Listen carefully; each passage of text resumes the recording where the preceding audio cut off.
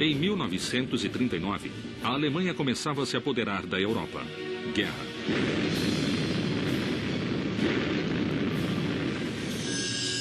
Hitler queria impor a suástica sobre o continente europeu, a União Soviética, dominar a Ásia através do Japão e depois a América. Mas como Hitler pensava fazer uma invasão do outro lado do oceano? Com a queda do Muro de Berlim e a abertura dos arquivos da inteligência da Inglaterra, dos Estados Unidos e de alguns países latino-americanos, surgiram indícios de que houve uma conspiração nazista para invadir a América do Sul. Poucos sabem que antes de a guerra começar, os Estados Unidos, o México e a América do Sul já estavam infiltrados pelos nazistas.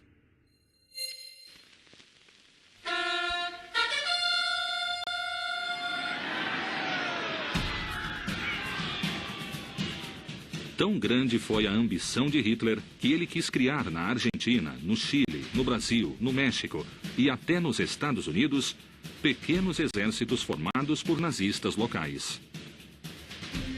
Esse plano realmente existiu? Muitos negam, mas se não foi assim, como se explica esta imagem de Nova York em 1938? Ou este ato público em Buenos Aires? Como pôde haver este desfile de forças nazistas no Rio de Janeiro?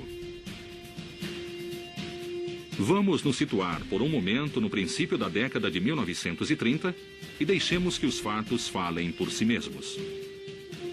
Veremos como a história poderia ter sido diferente quando o Terceiro Reich tentou estender seu poder na América.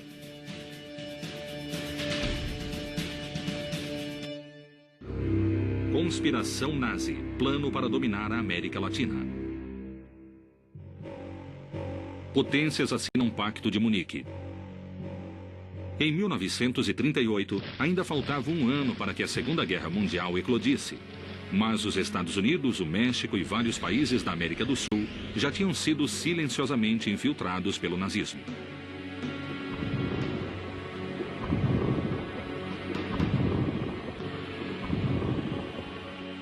Como foi possível um movimento como o nacional-socialismo, de raiz exclusivamente germânica, ter tamanha influência em países que logo seriam seus inimigos? E isso só foi possível com uma conspiração bem planejada e executada com precisão.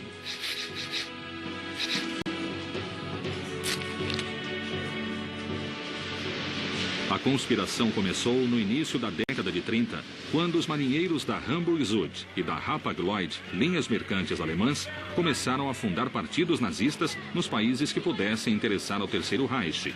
E chegou a seu momento culminante quando os próprios governos estavam infiltrados pelos nazistas.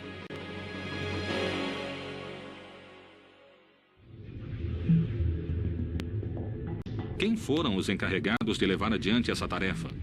Não é fácil determinar isso, já que parte da estratégia implicava em apagar ou confundir os rastros de todos os seus movimentos. No entanto, no tumultuoso mundo político do século XX, foi possível individualizar alguns nomes-chave na infiltração nazista da América do Sul e dos Estados Unidos. No Brasil, se destacou o chefe do partido nazista, Henning von Kossel. Então, von Kossel chega aqui em 34 e ele vai articulando toda essa implantação das células dos partidos nazistas em vários lugares do Brasil. Ele conseguiu ganhar centenas de milhares de colonos alemães e despertar neles o sentimento nacionalista. Esse homem, assim, ele tem uma importância fundamental. Por exemplo, ele tem contatos diretos tanto com Getúlio Vargas quanto com Hitler. Na Argentina, o embaixador alemão Edmund von Termann seduziu a classe aristocrática. As elites econômicas alemãs, há muito tempo na Argentina, de grande presença na Argentina desde o século XIX, assim como também as elites locais. enquanto o chefe do partido nazista, Alfred Miller, estendia sua influência sobre os sindicatos. O papel de Alfred Miller foi importante. Ele foi provavelmente um dos mais bem-sucedidos quanto à capacidade de ação para difundir, digamos, a nova ordem alemã na Argentina. Nos Estados Unidos, surgiu o nome de Fritz Julius Kuhn, fundador da temível German American Band, e conhecido como antissemita, anticomunista e agente pró-germânico.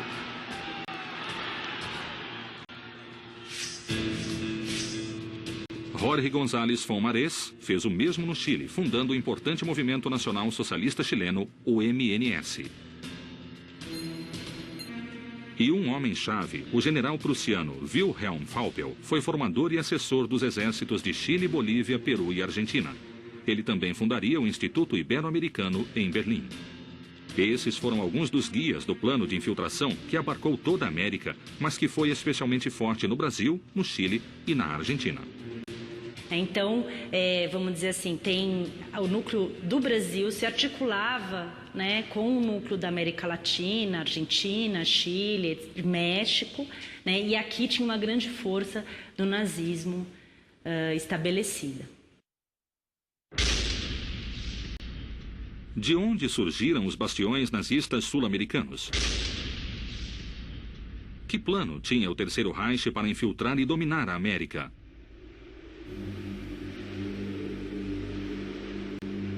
O plano nazista pode ser dividido em 4 fases e teve um êxito até hoje surpreendente.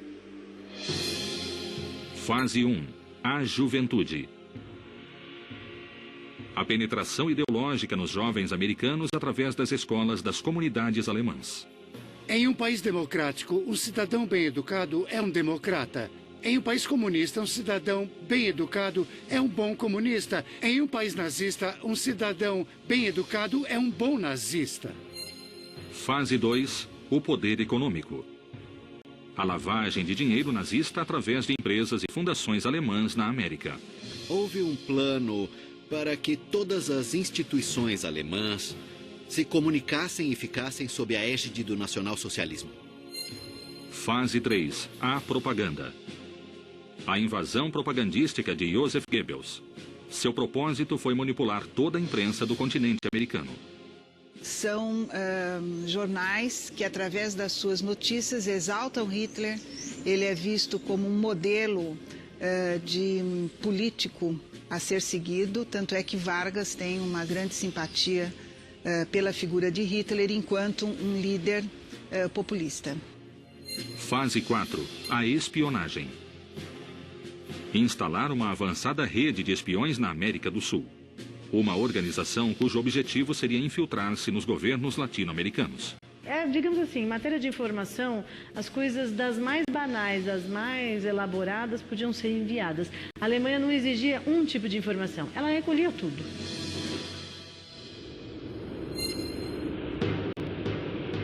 Nada poderia deter o avanço do Terceiro Reich. Foi necessário que 2 inimigos naturais, o comunismo e o capitalismo, se unissem para vencê-lo. Mas a tentativa de dominar o mundo avançava. A fase 1 da conspiração se pôs em marcha e a infiltração nazista nas escolas e instituições alemãs começou.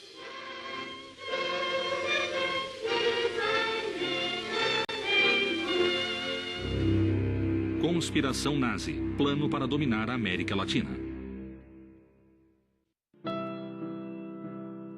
A infância é o momento de maior inocência.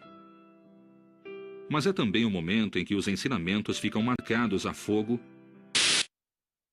para a vida toda.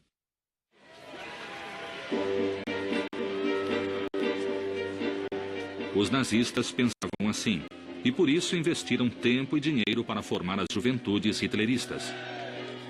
Mas esse modelo não se aplicava só à Alemanha.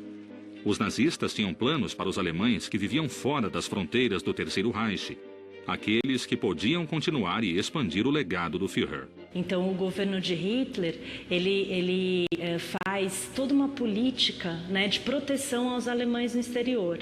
Então, o objetivo é justamente esse, de unir esses alemães no exterior.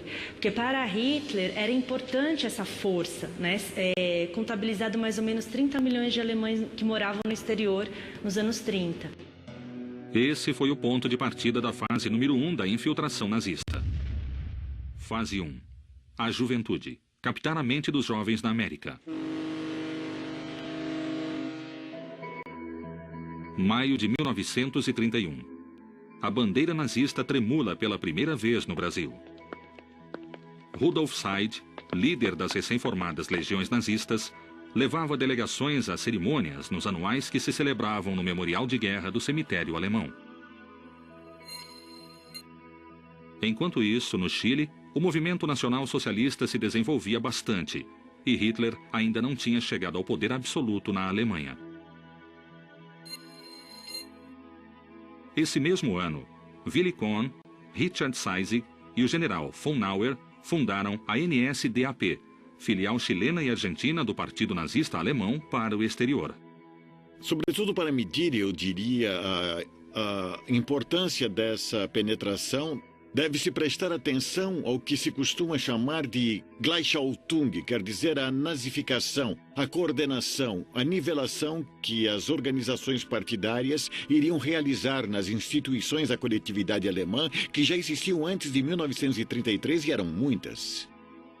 Escolas, organizações beneficentes, clubes, uma vida social muito rica e que progressivamente vai ser nazificada, salvo muito poucas exceções.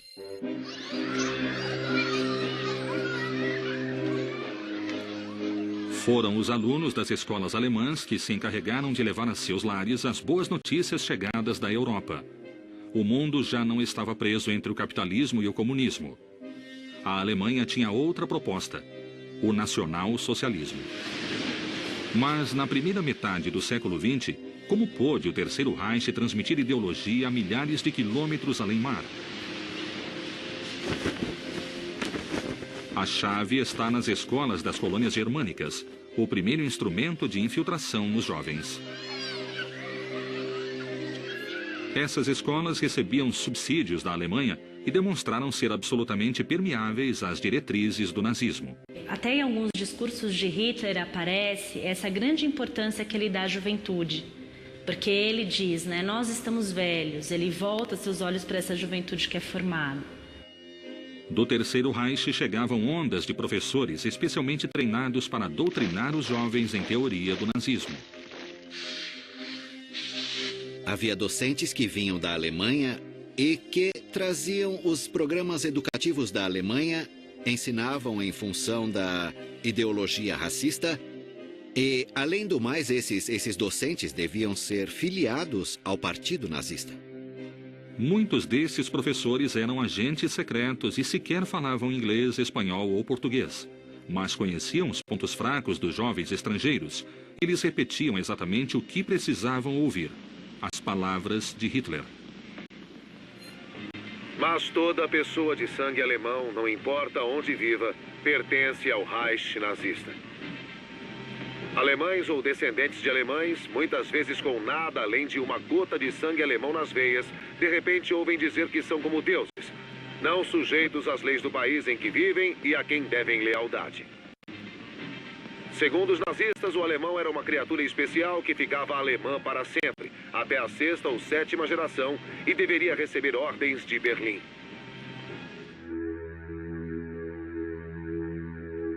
Esses professores não ensinavam história argentina, brasileira ou chilena, mas ensinavam que o advento do Terceiro Reich era só uma questão de tempo e que os jovens deviam esclarecer seus pais, preparar-se e esperar a que o Führer os convoque.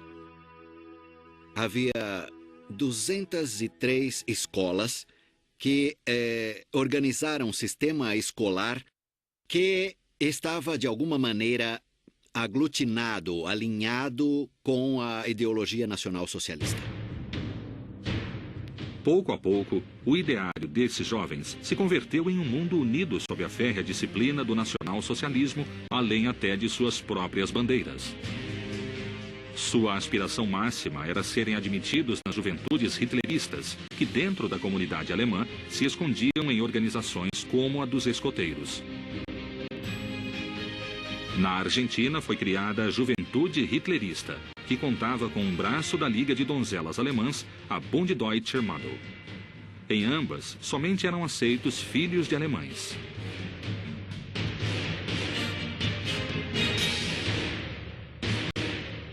Ao deixar a juventude hitlerista, os jovens mais brilhantes podiam continuar sua carreira nas escolas de liderança da SS na Alemanha ou na escola do Reich para marinheiros e alemães no exterior, em Altona. Inclusive, muitos desses jovens viajaram à Alemanha quando a guerra eclodiu para um combate de vida ou morte em defesa de Hitler.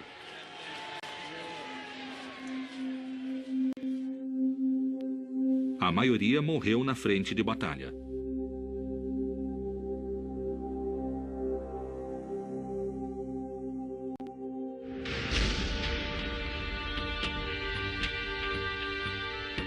Em 1938, só 1% das escolas das colônias alemãs se declararam independentes. As demais respondiam abertamente ao nacionalismo alemão conservador ou diretamente ao hitlerismo.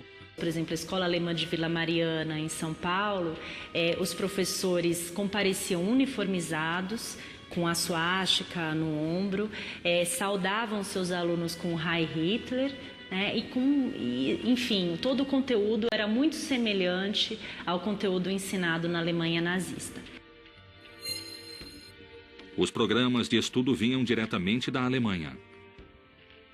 Os alemães dissidentes, judeus ou não, se viram na situação de nenhuma escola de sua coletividade aceitar seus filhos.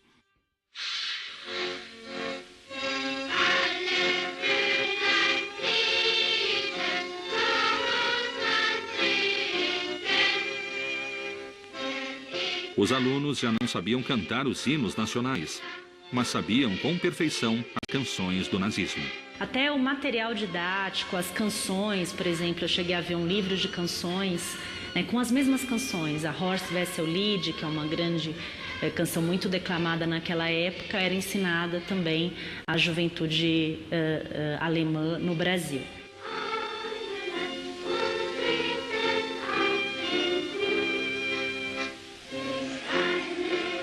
O abuso da ideologização chegou a níveis perigosos quando os retratos dos heróis locais foram substituídos pelos de líderes nacional-socialistas. Havia retratos de Hitler. Ensinava-se basicamente a cultura alemã em linha, digamos, do que é a lógica do nacionalsocialismo, os princípios raciais.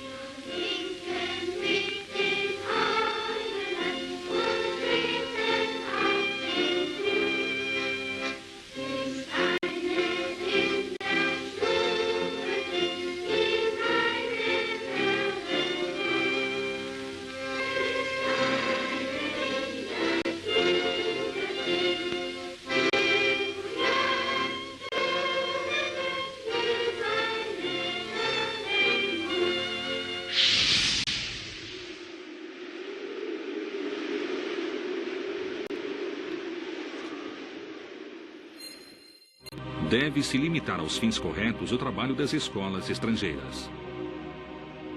Aos escalões oficiais começaram a chegar rumores. Dizia-se que nas escolas alemãs ignorava-se a educação cívica e se fomentava o desprezo pelos não-arianos. Os filhos de judeus foram discriminados e expulsos. Eram excluídos os alunos judeus, não é? E eram excluídos também todos os alunos que fossem contrários ao nacionalsocialismo. Os governos começaram a tomar medidas para anular a infiltração, mas sem muitos resultados. A comunidade alemã pró-nazista se sentia forte e se fechou em si mesma. Em algumas escolas, chegaram a pendurar retratos com duas faces, de um lado os heróis do nazismo e do outro, o dos heróis locais.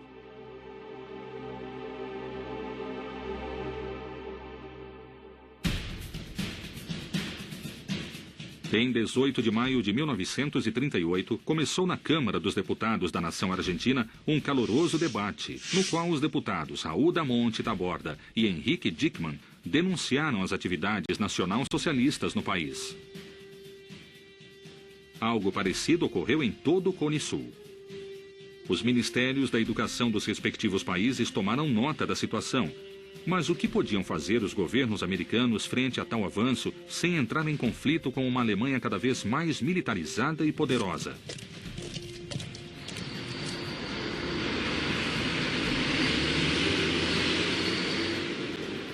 De imediato passaram a exigir que se enfatizassem os símbolos e comemorações de feriados nacionais.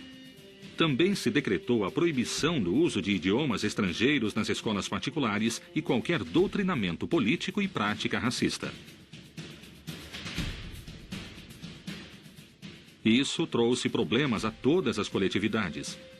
Judeus, italianos, japoneses, ingleses se viram obrigados compulsivamente a abandonar suas tradições e o cultivo do idioma de seus ancestrais. A onda de protestos gerou certa confusão, fazendo com que os agentes nazistas se mesclassem às reclamações.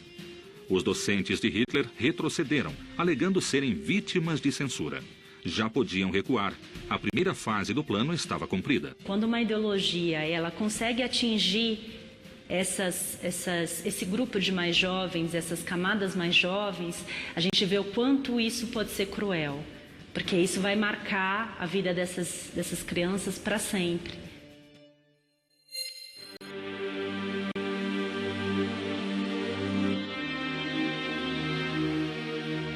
Em vários lugares da América Latina, dezenas de milhares de jovens estavam convencidos de fazer parte de um mundo novo, de um Reich, de um império que duraria 1000 anos, como disse Hitler. Muitos jovens nascidos e criados no continente americano morreram em longínquos países europeus, defendendo a causa de um líder a quem nunca tinham visto nem ouvido diretamente. Muitos outros ficaram esperando a ordem para se lançar em defesa da causa, uma ordem que nunca chegou. Há um exército latente de jovens nazistas nos confins da América do Sul. É uma comunidade de mais ou menos 230 mil a 300 mil pessoas que moram no Brasil. É bastante gente, né? E se essas pessoas estão todas voltadas a esse ideário, elas são uma força em potencial. Então isso eu acho que é importante e que se articulava com os outros países também, porque na documentação aparece essas pontes que há entre as sedes na América Latina. Cabe perguntar o que teria havido se Hitler tivesse ganhado a guerra.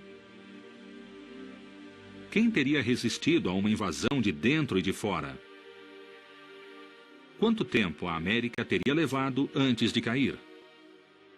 Mas a pergunta mais inquietante é: qual foi a verdadeira influência e o legado que restou dessa formação de jovens que mais tarde se converteram em parte da sociedade?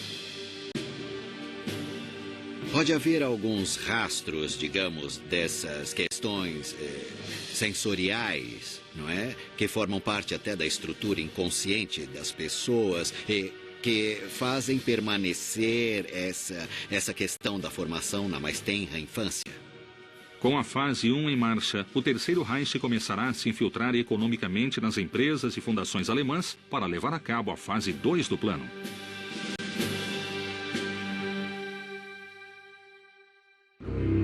Conspiração nazi, plano para dominar a América Latina. A imagem heróica do nazismo já estava instalada na mente dos jovens americanos. Mas o que acontecia com os pais das crianças? Como era possível influenciar um adulto intelectualmente já formado? Resposta: através do dinheiro. A fase 2 do plano nazista visou diretamente a infiltração no poder econômico na América com 2 objetivos. O primeiro era comprar vontades e estabelecer zonas de controle nazista em todo o continente. O segundo era branquear os capitais usurpados aos inimigos do Reich. No princípio, o Terceiro Reich se infiltrou na economia sul-americana por vias comerciais legítimas, embaixadas, consulados e grandes empresas alemãs. Simultaneamente, a diplomacia nazista desembarcou na América do Sul e avançou sobre o resto da sociedade em uma infiltração sutil e ininterrupta.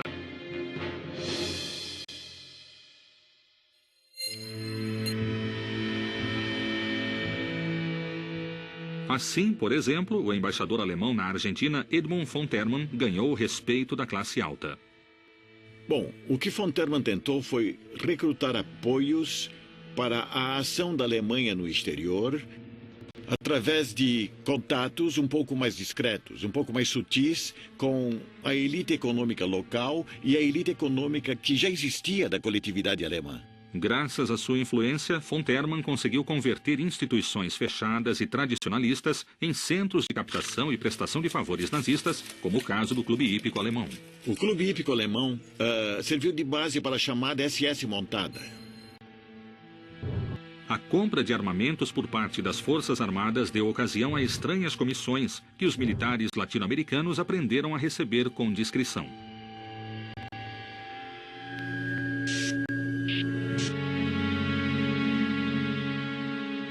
O general argentino Juan Pistarini recebeu a Cruz de Ferro do Terceiro Reich em virtude de suas gestões comerciais. Nomeado ministro de Obras Públicas da Argentina em 1935, encabeçou a construção de obras monumentais, como o Aeroporto Internacional de Ezeiza, que hoje leva seu nome. Seus faraônicos projetos sempre foram realizados pela firma alemã GOP através de duvidosas licitações.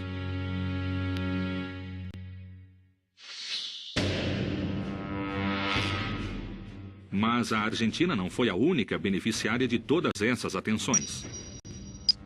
No Brasil, no fim da década de 30, o presidente Getúlio Vargas enviou seu filho, Lutero Vargas, para estudar na Alemanha, de onde ele voltou casado com uma afiliada do Partido Nazista, Ingeborg ten Heff, com quem teve uma filha, Cândida.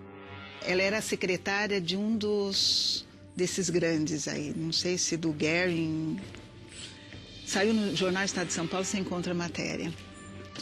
E casa-se com essa alemã, traz para cá. Ela fica meio escondida no Rio de Janeiro e tem uma filha. Vargas percebia o nazismo como um valioso aliado na luta anticomunista e, com isso, a Alemanha se tornou o segundo país em volume de comércio exterior brasileiro. Você percebe, principalmente entre 1935, que é um momento aqui no Brasil de repressão bastante intensa aos comunistas, você encontra em vários momentos manifestações públicas e entrevistas junto à imprensa, onde Vargas declara publicamente uma certa exaltação à Alemanha enquanto uma nação moderna, um paradigma de nação a ser imitado. As alianças econômicas rapidamente abriram caminho a alianças políticas. De fato, o governo brasileiro decidiu enviar a sua elite policial à Alemanha para que seja treinada pela própria Gestapo. Lutero chega a enviar, então, para Getúlio Vargas, no Rio de Janeiro, o regimento e vamos dizer, as normas de uma escola de educação física, que nesse momento aparece como um incentivo à formação de um homem brasileiro, branco, de olhos azuis, no modelo do ariano puro alemão.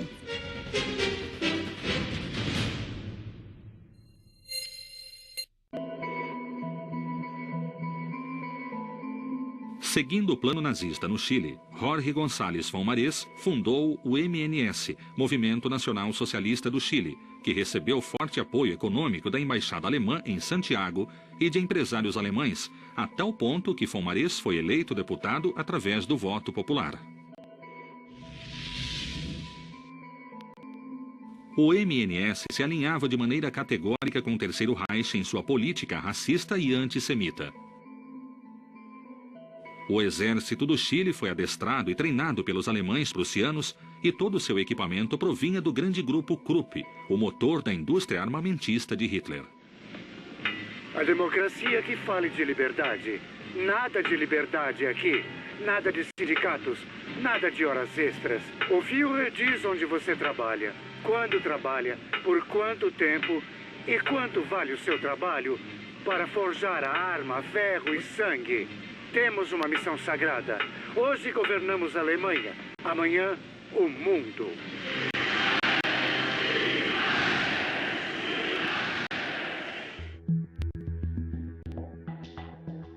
Mas os nazistas sabiam muito bem que a única maneira de erigir uma ditadura era ganhar apoio maciço das classes trabalhadoras.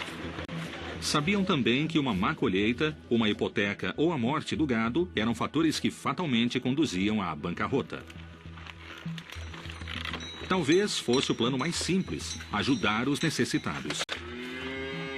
Por exemplo, no ano de 1937, uma seca destruiu várias colheitas de forragem na região semiárida do Brasil, Argentina e Paraguai, deixando produtores, trabalhadores e peões à beira da miséria. Para os governos, um punhado de colonos perder tudo o que tinha parecia ser um problema menor. Foi então que se tornou presente o generoso braço do Terceiro Reich.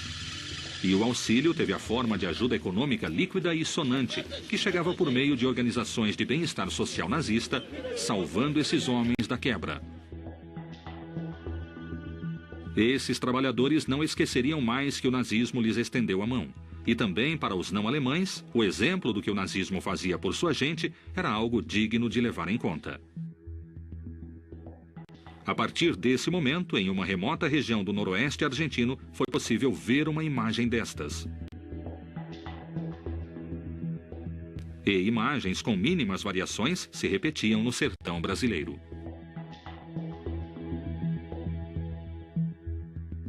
No Brasil, as entidades pró-nazistas pareciam ser financiadas por seus próprios membros. No entanto, recebiam grandes aportes através de importantes bancos, o Banco Germânico de São Paulo e o Banco Alemão Transatlântico.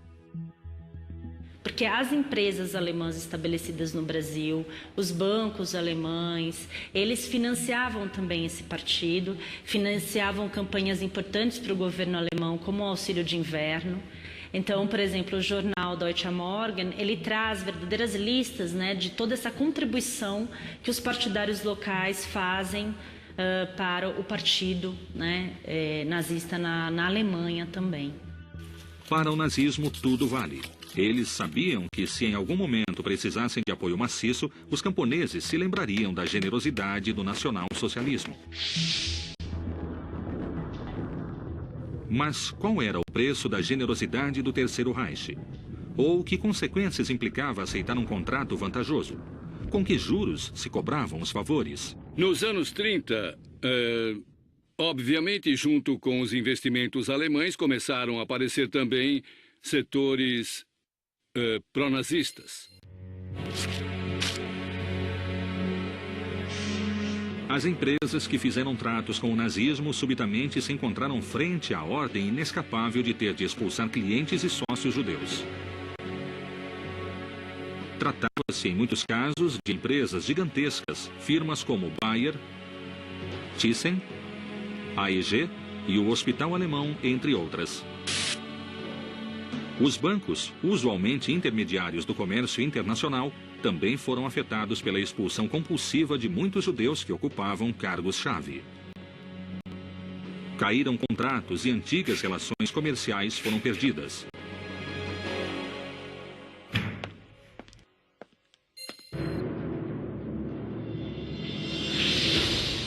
A guerra era iminente e os norte-americanos sabiam que tinham descuidado dos países do sul. De maneira abrupta, tentaram interromper qualquer fornecimento de dinheiro alemão no continente americano. Mas já era tarde. Os objetivos primários do Terceiro Reich estavam cumpridos. Se Hitler ganhar a guerra na Europa, poderá sonhar com a hegemonia mundial. Diante de nós se estenderá a Alemanha! Dentro de nós marchará a Alemanha! E atrás de nós virá a Alemanha!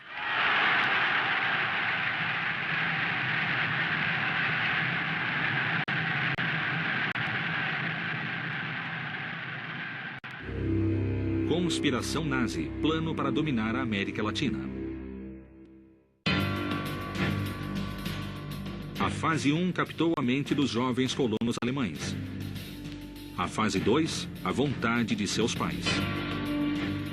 Agora, a fase 3 vai procurar fazer com que a opinião pública faça a balança pesar a favor do nazismo, para conseguir o apoio tanto dos descendentes de alemães como dos próprios americanos.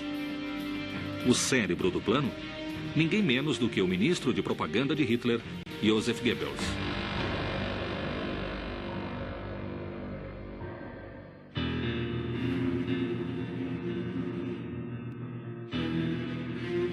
O primeiro passo de Goebbels foi classificar os principais jornais da América em 4 grandes grupos.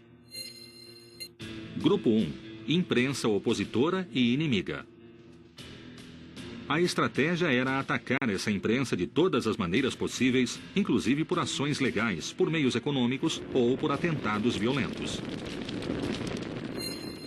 Grupo 2. Os independentes.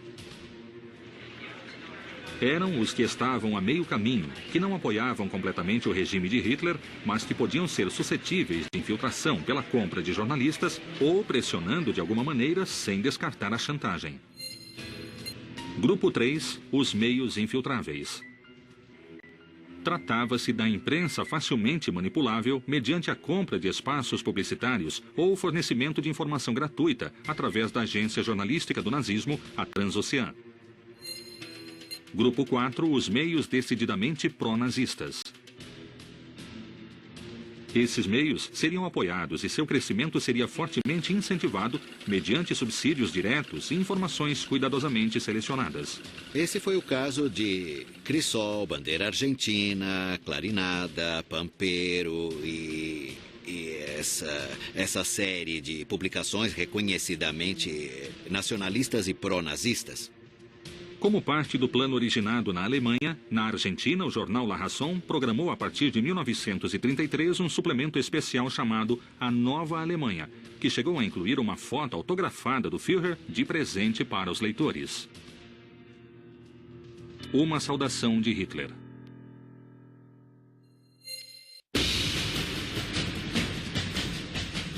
Outro meio decididamente pró-nazista foi o Deutsche Zeitung, em suas versões chilena, brasileira e paraguaia. Mas, sem dúvida, foi a versão argentina, o Deutsche La Plata Zeitung, que se tornou o jornal mais importante da comunidade alemã pró-nazista de toda a América.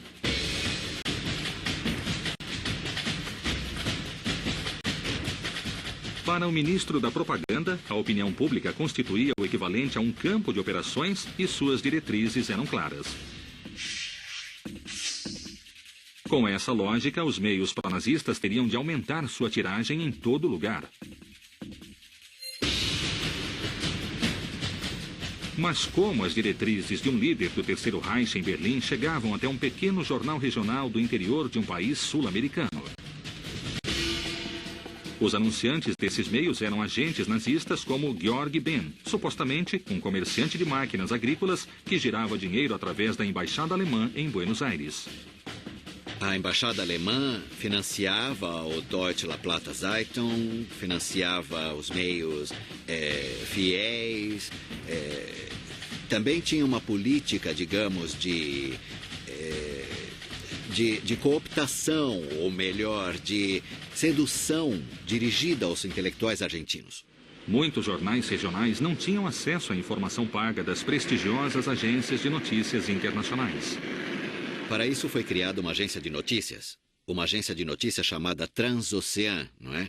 Que distribuía notícias em forma gratuita. Além disso, recebiam publicidade, sabe? E se sustentavam, em alguns casos, recebiam dinheiro sem sequer fazer publicidade. Em 1934, as bibliotecas nacionais, particulares e públicas começaram a receber milhares e milhares de panfletos propagandísticos. Com a mesma generosidade foram distribuídos livros alemães de doutrinamento.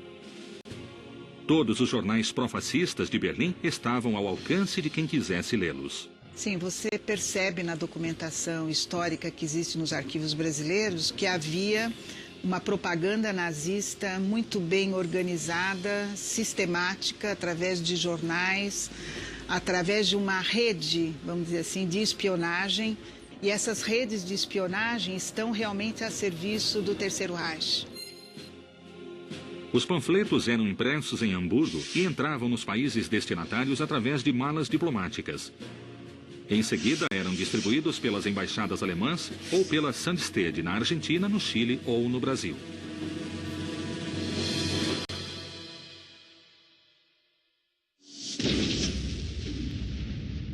Mas quais foram os resultados tangíveis dessa infiltração? Madison Square Garden, cidade de Nova York, fevereiro de 1939. A imagem é real. Ali desfilaram milhares de nazistas norte-americanos que queriam ver os Estados Unidos junto ao Terceiro Reich na guerra que se aproximava em poucos meses. Fritz Julius Kuhn, alemão naturalizado americano, era o líder da German American Bund, uma associação que reunia os nazistas norte-americanos e recebia ordens diretas de Berlim.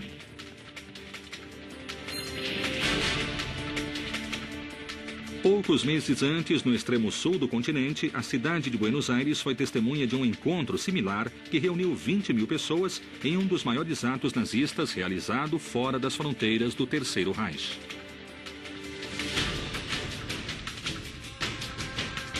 Na imagem se vêem rostos que certamente, tempos depois, se arrependeram de se deixar fotografar.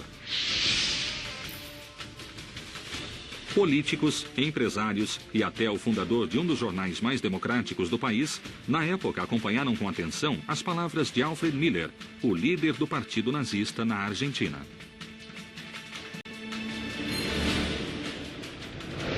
O avanço de Goebbels foi complementado com uma violenta agressão contra os meios opositores, utilizando jovens hitleristas que, na escuridão da noite, deram provas de uma violência incontrolável.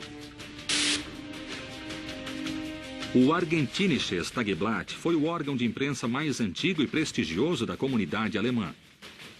E se tornou um caso emblemático para exemplificar os procedimentos de boicote nazista. Bom, já que não podemos cooptá-los, o que vamos fazer é dar a eles informações falsas. Quer dizer, criam correntes de informações falsas para que os meios críticos se responsabilizem, digamos, de sua circulação e em seguida fiquem desacreditados quando se demonstrar a falsidade. Então, bom, se isso era falso, outras coisas que se publicava também deviam ser.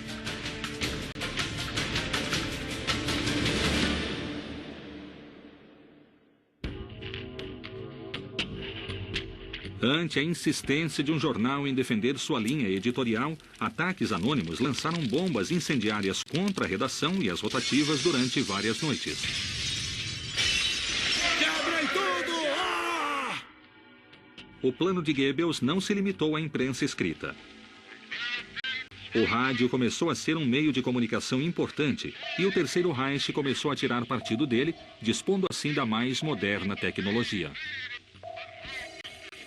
Quando a guerra eclodiu, já havia uma rede enorme no Cone Sul da América e as notícias da Europa chegavam com a versão do Terceiro Reich.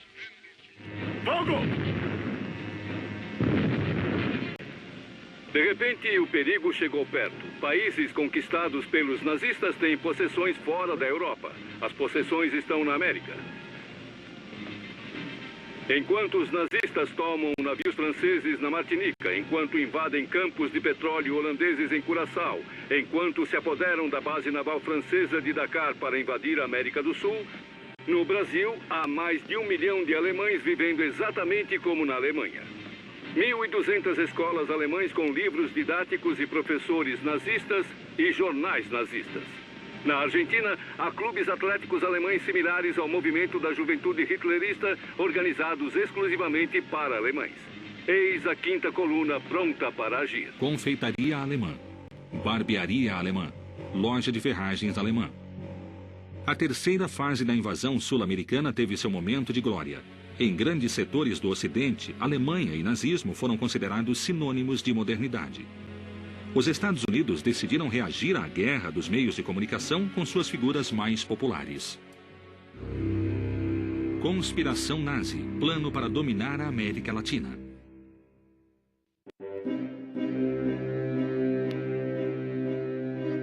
No final da década de 1930, a infiltração nazista havia chegado a diferentes níveis em todo o continente americano. Parte da juventude, a economia e a imprensa já estavam sob o domínio da ideologia nacional socialista.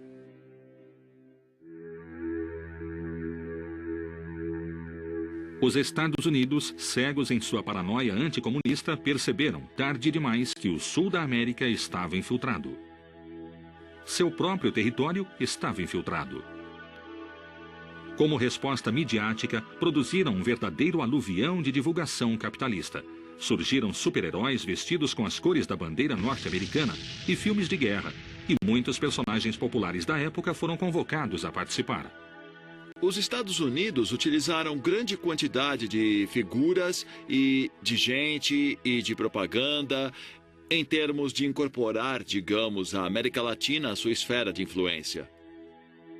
É por eles que o Walt Disney, verdadeiro emblema americano, iniciou uma viagem visitando os países mais influenciados pelo nazismo, como Brasil, Chile e Argentina. A mando do presidente Roosevelt, Disney fez sua viagem como parte da política norte-americana de boa vizinhança, pela qual se deixou fotografar vestido de gaúcho, dançando samba e celebrando os costumes sul-americanos, tentando contrabalançar o avanço nazista, persuadindo os latinos do estilo de vida norte-americano. O que eles pretendiam era a expansão de sua área de influência. E como parte da expansão de sua área de influência, faziam a promoção de valores, de cultura, de imagens, do ideário, do sistema político. Procuramos alto padrão em saneamento, pureza dos alimentos, assistência médica. Nossos hospitais são modelo para o mundo. Queremos o melhor para o homem, a mulher e a criança. Mas, apesar de tudo, jamais perderemos a fé no futuro. Acreditamos no futuro e construímos o futuro. Sim, construímos para o futuro. Isso é a América. Esse é o estilo de vida pelo qual lutamos. Porque havia uma propaganda do perigo alemão, né? Principalmente, vamos dizer, infiltrada pela Inglaterra, pelos Estados Unidos no Brasil. Então, havia realmente folhetos falando que haveria uma invasão à América Latina, né, que essa propaganda completamente negativa relacionada ao nazismo. Estivemos adormecidos e, enquanto dormíamos, nossos inimigos planejaram e agiram. De embaixadas e consulados em toda a América, eles reuniram mais informação sobre o hemisfério ocidental do que nós mesmos. Na América Latina, centenas de embaixadas, consulados e empresas alemãs vêm fazendo tudo o que podem para fazer amigos para Hitler e para espalhar suspeita e antagonismo aos Estados Unidos. O mesmo se dá com centenas de clubes sociais e atléticos alemães. Exatamente como tem feito aqui, em toda a América Latina eles organizaram, treinaram e, em muitos casos, nazificaram totalmente comunidades inteiras, na maioria de origem alemã. Um tumulto aqui, um distúrbio ali, confusão, pânico, e a quinta coluna assume. Dividir para conquistar aqui e na Europa. Assim, começou uma guerra sem armas. Goebbels e o alto comando do Terceiro Reich jogavam pesado e procuraram contrabalançar a propaganda capitalista na América pela mão de figuras conhecidas e influentes, como Henry Ford, o inventor do automóvel e empresário multimilionário, Joe Kennedy, embaixador dos Estados Unidos na Grã-Bretanha e pai do clã Kennedy, e o Duque de Windsor, herdeiro do trono do Reino Unido. Todos se mostraram afinados à causa nacional socialista e mantiveram relações políticas e comerciais com Hitler, inclusive durante o conflito armado. E a máquina do nacional-socialismo contou com a adesão de milhares de políticos e empresários captados no continente. A questão da infiltração política, da presença nazista, ela tem muito a ver com essa característica do nacionalismo e com essa característica da comunidade alemã, de que ela preserva tudo que é da Alemanha, inclusive as suas questões políticas. Henry Ford, tão identificado com o estilo de vida liberal americano, promoveu o antissemitismo em um jornal de sua propriedade no Michigan, The Dearborn Independent. Um homem reconhecido, a quem o nazismo outorgou uma cruz de ferro, uma medalha, e que deixará patente tanto a sua admiração por Hitler quanto o seu antissemitismo. Ele foi o grande tradutor e também editor dos protocolos dos sábios de Sion e difusor disso através do mundo, particularmente em inglês e nos Estados Unidos. Ford também era conhecido e respeitado na América Latina, onde seus negócios cresciam rapidamente.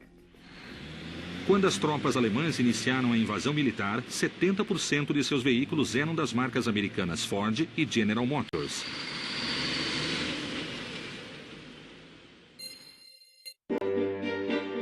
Joe Kennedy, por seu lado, tentou atrasar a entrada de seu país na guerra e apoiou publicamente o Führer. Roosevelt retirou dele seu cargo e Kennedy voltou aos Estados Unidos, onde, segundo alguns pesquisadores, continuou a conspirar dentro do próprio governo americano.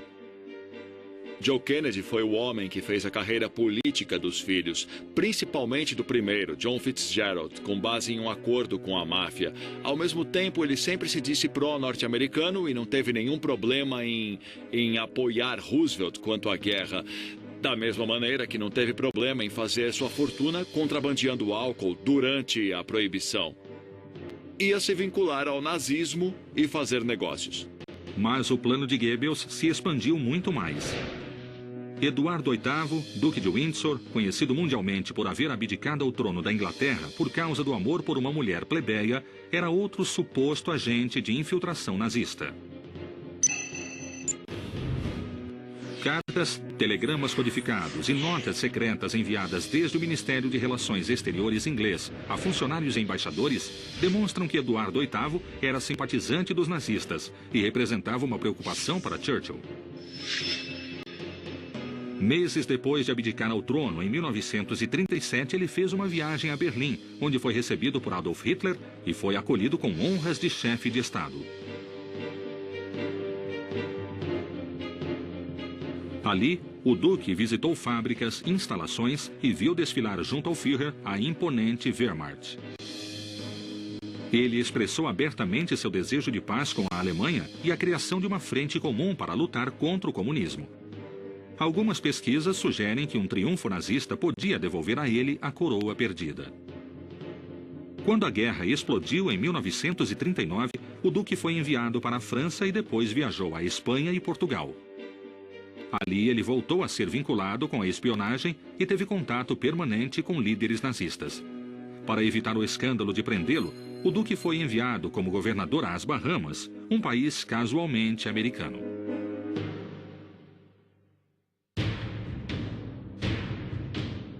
Os Estados Unidos sentiam que estavam perdendo a batalha não só no continente, mas em seu próprio país. E começou uma campanha de propaganda muito mais agressiva através do grande bastião da invasão ideológica norte-americana, Hollywood. A Warner Brothers deu o primeiro passo, estreando em 1939 o filme Confissões de um Espião Nazista. Nós vamos unir o Império Alemão! Um ano depois, estreou talvez o filme mais autêntico de um artista contra Hitler. Era o filme de Charles Chaplin, O Grande Ditador, onde o artista denunciou implacavelmente a megalomania do líder do Terceiro Reich. Os diretores norte-americanos Orson Welles e Ernest Lubitsch e os diretores europeus Alfred Hitchcock e Fritz Lang se somaram à luta. Seus filmes não só foram exibidos nos Estados Unidos, mas foram distribuídos em toda a América Latina.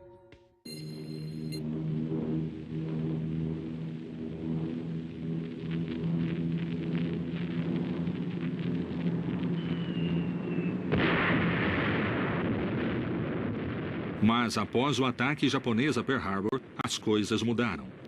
Os Estados Unidos entraram na guerra e a propaganda se tornou mais agressiva e direta. A pressão sobre os países latino-americanos passou a ser quase uma ameaça. Com certeza, havia uma pressão norte-americana realmente muito grande. Eu acho que a grande responsável também da entrada do Brasil na Segunda Guerra ao lado dos aliados foi essa pressão norte-americana, que é sentida, né, na década de 30 e 40. Com a guerra midiática em marcha, o plano de invasão acelerou o passo para cumprir a última fase, preparando o que talvez foi a maior rede de espionagem da história.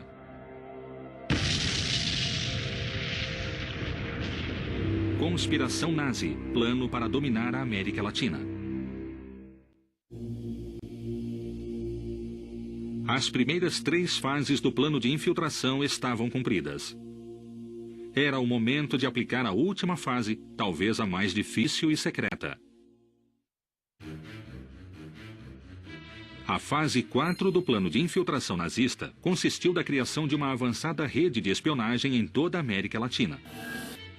Paradoxalmente, a fase mais secreta e bem-sucedida do plano foi a que mais deixou rastros de sua existência.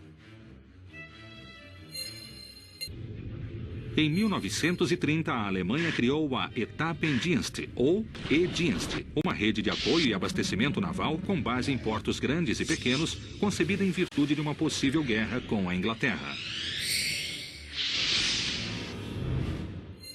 Poucos anos depois, essa rede se estendeu sobre a Argentina, Brasil, Chile, Uruguai, México e até Estados Unidos. Mas que provas reais existem de sua presença? Quais foram seus sucessos? Os primeiros enclaves portuários interconectados rapidamente começaram a operar em tarefas de espionagem e doutrinamento. Da Alemanha chegavam agentes secretos da SS e a rede de espionagem deu um salto qualitativo. Para abrandar o processo, ele mandou agentes para o mundo inteiro, disfarçados de turistas, estudantes e representantes comerciais. As atividades de espionagem se somaram a ataques contra sinagogas e meios de comunicação opositores. Ao mesmo tempo, a diplomacia alemã se encarregou de montar uma sólida estrutura legal que garantia a imunidade de seus agentes. Assim, as 3 embaixadas, a embaixada brasileira, a embaixada alemã no Brasil, a embaixada alemã na Argentina e a embaixada alemã no Chile, elas também formam um triângulo de arregimentação de espionagem. E aí eles preparam alguns desses homens imigrantes, às vezes também enviam alguns outros, e aí eles montam uma rede muito bem articulada de espionagem aqui na América Latina, na América do Sul, digamos assim. No Brasil, o presidente Getúlio Vargas se apressou em consolidar uma identidade nacional brasileira. Nesse contexto, tomou como exemplo o avanço nacional socialista alemão como modelo e, em 1937, criou o chamado Estado Novo, onde, mediante um golpe de Estado, dissolveu o Congresso e reformou a Constituição brasileira ao melhor estilo do Terceiro Reich. Bom, a Constituição de 1937 ela é inspirada na Constituição fascista e modelada segundo os parâmetros de uma Constituição que restringe os direitos do cidadão. Você tem ali um total incentivo, vamos dizer, à repressão, à censura e a um fechamento desse momento dos últimos, vamos dizer, das últimas luzes de um pensamento democrático. Por outro lado, a filial chilena do Partido Nacional Socialista Alemão reuniu combatentes alemães da Primeira Guerra que aderiram ao nazismo com renovado entusiasmo. Esses velhos guerreiros fizeram o papel de instrutores de várias disciplinas militares nas Forças Armadas do Chile, difundindo ali sua ideologia e fanatismo nacionalistas.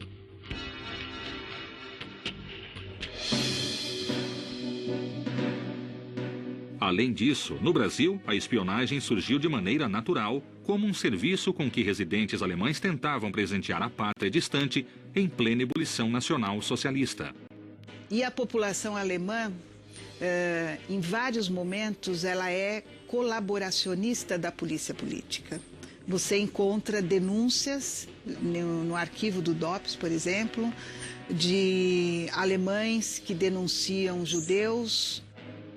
Desenvolveu-se então uma variante de espionagem diferente, não através de agentes alemães, mas através de cidadãos que tentavam fazer chegar ao Terceiro Reich qualquer informação que pudesse ajudar. E existia uma, digamos assim, uma abertura nisso que era qualquer informação era bem-vinda, não precisava necessariamente ser entre aspas, especialista da espionagem.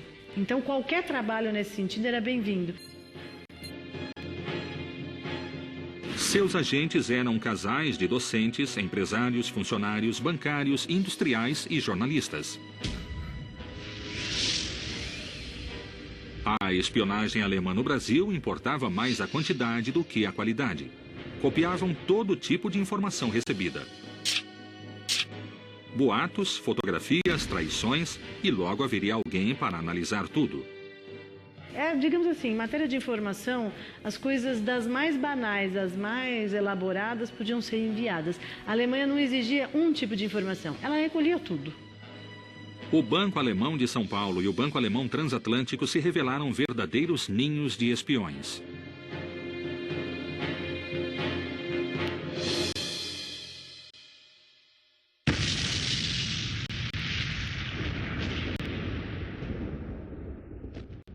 Mas em 1942, o Brasil surpreendentemente entrou na guerra do lado dos aliados.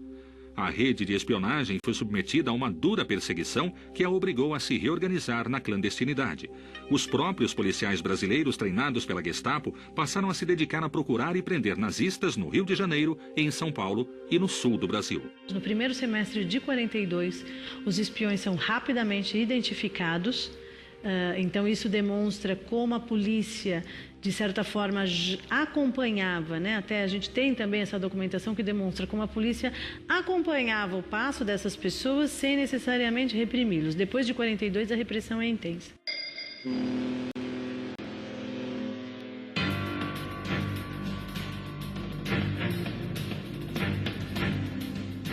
A história oficial diz que a entrada do Brasil na guerra junto aos aliados foi provocada pelo afundamento de navios mercantes brasileiros por vasos de guerra e submarinos alemães.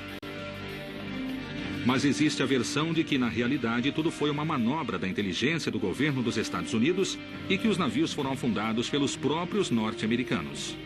Porque tal era a relação de amizade, as boas relações internacionais que havia entre Alemanha e Brasil, que a maioria não acredita que a Alemanha tinha tido interesse de afundar os navios. Então eles acreditam que os Estados Unidos tinham afundado e colocado a culpa na Alemanha.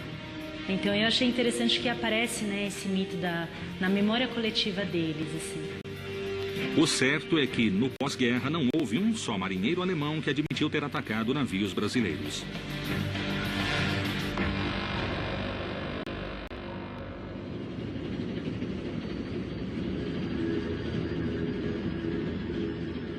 Outro dado a levar em conta é que, assim que rompeu relações com o eixo, o Brasil foi imediatamente favorecido pelos Estados Unidos com uma política de créditos brandos e atualização de armamentos. Os Estados Unidos deram de presente ao Brasil o complexo de Volta Redonda, que é, digamos, que foi o ponto de partida, foi a pedra fundamental da indústria siderúrgica brasileira. Diante disso, a Argentina tomou a decisão oposta e comissionou agentes que percorreram a Alemanha, oferecendo sua neutralidade aos chefes do Terceiro Reich em troca de benefícios comerciais. Porque já a população argentina estava cada vez mais contra o governo dos Estados Unidos, que se via claramente que estava boicotando a Argentina e prejudicando a economia argentina. Os Estados Unidos reagiram parando de vender combustível à Argentina. Digamos, os norte-americanos haviam proibido que vendesse à Argentina qualquer combustível. E a Argentina estava muito longe da autossuficiência em termos de combustível. Então, o fato de que lhe negaram a importação de petróleo e a importação de carvão significou que as locomotivas argentinas começaram a ser movidas a lenha. Mas chegou um momento em que a lenha acabou. E então começaram a queimar milho nas locomotivas. Para os ingleses, isso significava não poder comprar o alimento de que necessitavam em tempos de guerra, e foi quando a Inglaterra instou a Argentina a aderir aos aliados.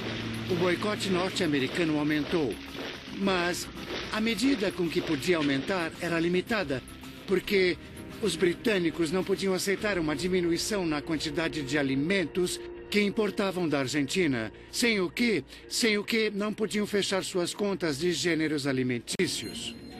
Mas que decisão tomou a Argentina? Como operava no país austral a maior rede de espionagem nazista da América Latina? Conspiração nazi, plano para dominar a América Latina.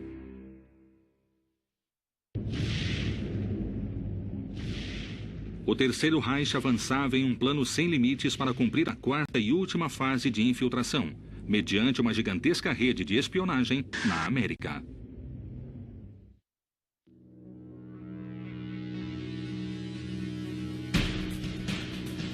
Na Argentina foi montada a maior rede de espionagem da América Latina, a Rede Bolívar. Werner Kenneck, Hans Harnisch e Wolf Franzog foram os primeiros nomes dessa organização, cujo poder e alcance nunca foram totalmente esclarecidos. Kenneck era genro de Ludwig Freud, poderoso empresário da coletividade alemã, com acesso direto ao Führer e o mais próximo contato alemão do jovem Juan Domingo Perón. Kenneck recebeu a incumbência de instalar um radiotransmissor secreto para poder enviar informações a Berlim. Franzog, por sua vez, se encarregou do controle de rádio da aviação militar e ainda teve ordens para desenhar e montar a denominada Rede Bolívar, um sofisticado conjunto de transmissores secretos apoiados pela Orga-T, organização técnica, e distribuídos por todo o território. A Rede Bolívar acabou sendo uma das melhores organizações da espionagem nazista da Segunda Guerra. Só na Argentina tinha uma frota de automóveis, transmissores portáteis, casas seguras e 10 sítios para transmissoras. E naquele tempo, o que tinha de mais elaborado, de mais avançado tecnologicamente, era a emissão de rádio, né? Só que, por outro lado, também ela era mais complicada, porque não é que nem hoje os aparelhinhos miúdos que somem no corpo das pessoas. Não, elas apareciam. Os rádios eram grandes, eles precisavam de antenas.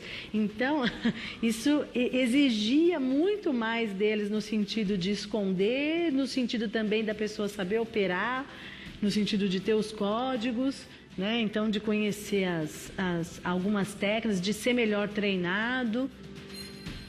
No Brasil, registrou-se a presença das redes de espionagem de Salomon Janok, Niels Christian Christensen e Gustav Engels. Esta última estava intimamente relacionada com a Rede Bolívar argentina e outros grupos que operavam no Chile.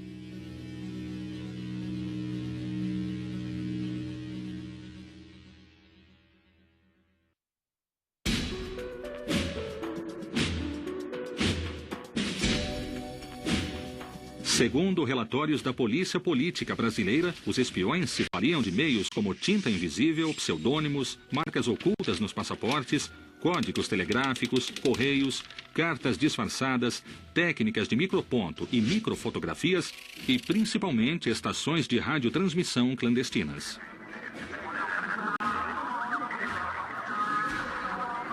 E as informações, elas não seguiam direto. Mesmo quando elas eram por via rádio, elas não podiam seguir direto, porque também as interferências dos ingleses e os americanos também sabiam exatamente o que eles deviam buscar e controlar nesse sentido. Então, muitas vezes, as informações, primeiro elas passeavam pela América do Sul para elas poderem chegar na Alemanha. Então, às vezes, elas saíam do Brasil para a Argentina, para de lá elas seguirem por um outro meio. Às vezes, elas saíam por carta do Brasil para a Argentina, para da Argentina conseguir ser emitida por via rádio.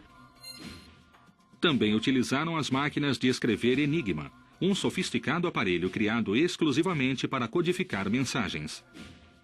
Os informes registraram, por exemplo, que o governo brasileiro estava disposto a agir de forma secreta para os Estados Unidos para invadir a Argentina, país que supostamente se mantinha pró-nazista. Diplomatas britânicos em Washington escreveram para o governo britânico dizendo que, no fim de 1943, que conheciam planos de contingência do governo norte-americano para que se bombardeasse Buenos Aires com aviões norte-americanos e pilotos brasileiros. O descontentamento norte-americano se tornou público e as autoridades e a imprensa começaram a denunciar o avanço nazista na América Latina, em especial na Argentina, último bastião do nazismo, segundo o secretário de Estado, Cordell Hull. Não deve haver qualquer sombra de dúvida no mundo quanto à determinação das nações americanas de não permitir a invasão de seu hemisfério por forças armadas de qualquer potência ou qualquer combinação de potências. 20 nações americanas ficaram firmes. As Américas não permitiriam que qualquer colônia europeia neste hemisfério fosse transferida a qualquer poder não americano. Dissemos para se afastarem e foi a sério. Segundo o governo dos Estados Unidos, havia na América Latina 1 milhão de homens concentrados em batalhões e companhias com quem o Terceiro Reich poderia contar como soldados. Nos documentos policiais a gente também encontra. Os policiais acreditavam que o Brasil podia ser tomado todo pelas colônias de alemães no Brasil. Talvez os colonos agricultores lá do Rio Grande do Sul nem sequer imaginassem isso, mas os policiais do Rio de Janeiro, de São Paulo, de Porto Alegre, achavam que era a entrada de Hitler no Brasil era pelas colônias alemãs. Em fevereiro de 1944, o presidente americano Franklin Delano Roosevelt aprovou a entrega de armas ao Brasil e a pressão econômica à República Argentina. Ordenou o deslocamento de parte da frota americana à área do Rio da Prata, preparando um plano de invasão do território argentino. Peço a este Congresso autoridade e fundos suficientes para fabricar armamento, munição e suprimentos de guerra adicionais para serem entregues às nações que estão no momento em guerra contra nações agressoras. Nosso papel mais útil e imediato é agir como um arsenal para eles, assim como para nós mesmos. Vamos mandar sempre em número crescente jipes, aviões, tanques, armas. Esse é nosso propósito e nosso pedido. Com os norte-americanos ameaçando a região, o coronel Perón, então vice-presidente, enviou à Alemanha e à Itália o nacionalista Juan Carlos Goinetti, com a missão de oferecer a neutralidade da Argentina em troca de tecnologia e armamento. Goinetti chegou à Alemanha e conseguiu sua esperada entrevista com o chefe das SS, Heinrich Himmler, e com o ministro das Relações Exteriores, von Ribbentrop. O que Goinetti fez foi, deliberadamente, abrir a porta a outra forma de infiltração e penetração política alemã, que é o financiamento ilegal dos partidos nacionalistas contra, bem, a tendência de apoio aos aliados. Goinetti teve uma boa recepção, mas a guerra tinha começado a se complicar para a Alemanha, que já não abastecia suas frentes de batalha.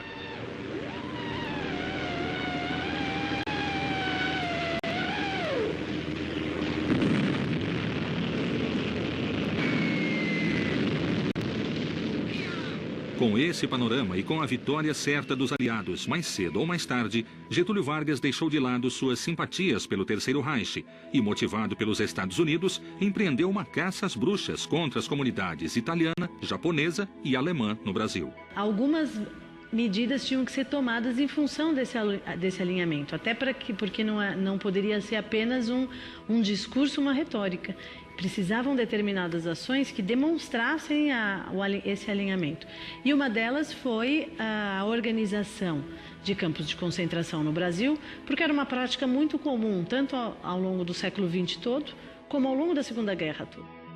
A chamada polícia política não teve piedade e prendeu todo e qualquer suspeito, confiscou equipamento e propaganda nazista e as principais personalidades da comunidade alemã foram presas. Mas o chefe do partido nazista no Brasil, Henning von Kossel, conseguiu fugir habilmente e voltar à Alemanha. Por exemplo, o Otto Braun era o tesoureiro do partido. E ele foi preso, ele que delatou todos os nomes, os líderes. Mas os grandes líderes, por exemplo, Hans-Henning von Kossel, que é o chefe do partido nazista, ele sai do Brasil logo que há a declaração de guerra contrária, né? O rompimento das relações diplomáticas. Aí ele sai num navio em direção à Alemanha, junto com outros, né, representantes do governo diplomático alemão, tal. Então, eu acho que a caça às suásticas ele se dá mais para os peixes pequenos. Na Argentina, ante a resistência do governo, o chefe do partido nazista, Alfred Miller, foi deportado. Mais tarde, o embaixador do Terceiro Reich, Edmund von Termann, teria a mesma sorte.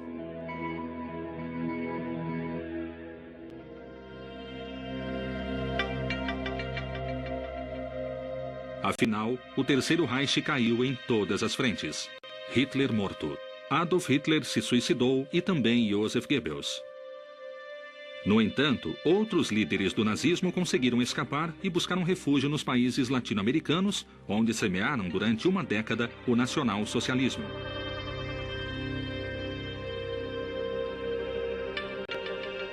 A infiltração nazista na América do Sul permitiu que o Terceiro Reich minimizasse suas perdas materiais e humanas e se ocultasse fragmentado, mas disposto a sustentar sua identidade, sua ideologia e fazer planos.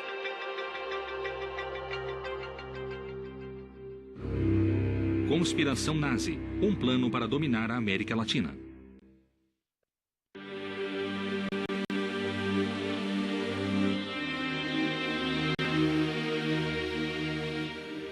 Em 2 de maio de 1945, Berlim se rendeu às tropas russas. Os sonhos de hegemonia mundial da raça ariana terminaram. A queda do Terceiro Reich precipitou a fuga de seus membros, que foram se esconder nos países amigos.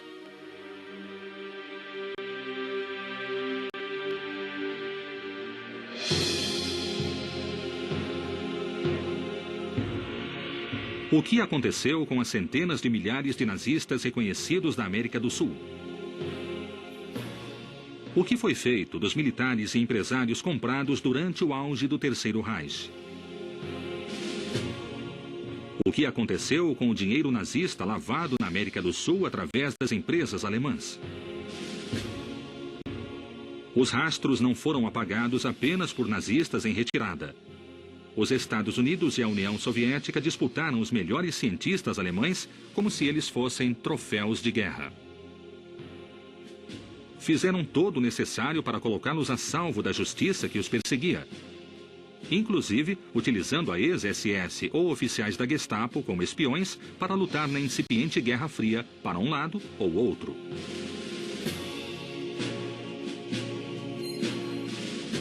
Os governos disputaram os cientistas e deram a eles novas identidades e um passado limpo. Assim, os líderes e cientistas nazistas obtiveram cargos de liderança em projetos de pesquisa secretos e avançados.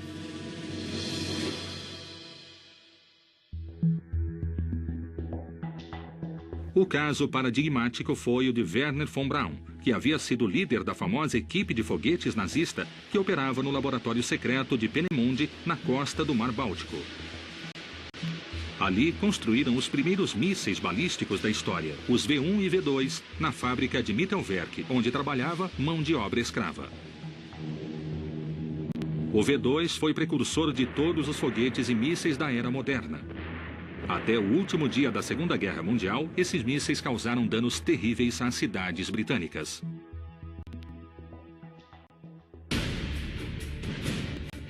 Meses antes de a guerra terminar, von Braun sabia que a queda do Terceiro Reich era iminente, de modo que decidiu contatar os americanos e se render a eles junto com 500 de seus melhores técnicos.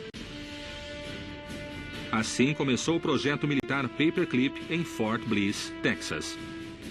Nos anos seguintes, eles desenvolveram a tecnologia que daria aos Estados Unidos seus mísseis balísticos e os foguetes Saturno que levariam o homem à Lua. Na década de 60, von Braun se tornou diretor da NASA, trabalhando no Marshall Space Flight Center. O grande paradoxo foi que um dos cientistas preferidos de Hitler terminou sendo o símbolo do desenvolvimento espacial norte-americano.